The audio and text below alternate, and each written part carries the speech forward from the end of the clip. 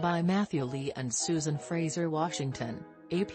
The United States struggled Wednesday to get clarity from Turkey over the severity of its opposition to Finland and Sweden joining NATO, as Turkish President Recep Tayyip Erdogan took an increasingly tough line against their membership bids.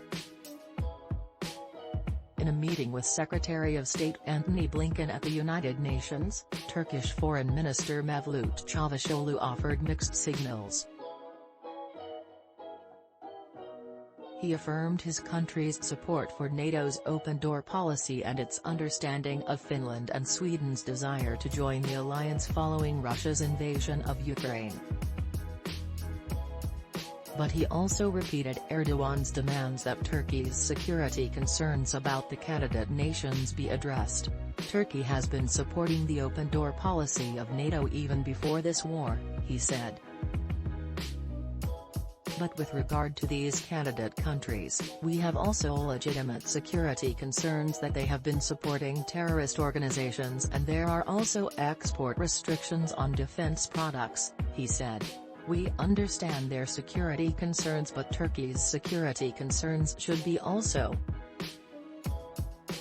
Later, speaking to Turkish journalists, Çavuşoğlu stepped up his criticism, accusing Sweden of not just backing groups linked to the banned Kurdistan Workers' Party, or PKK, but also providing arms to Syrian Kurdish fighters, whom Turkey views as an extension of the militant group.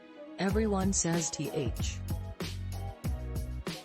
His remarks came as U.S. officials try to determine how serious the often mercurial Erdogan is about the matter and what it might take to get him to back down. In the meantime, EU officials have been essentially ignoring Erdogan's comments in their public statements.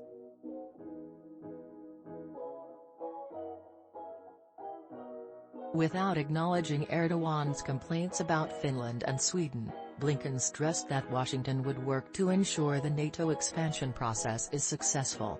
Today we had Finland and Sweden submit their applications and this, of course, is a process and we will work through that process as a.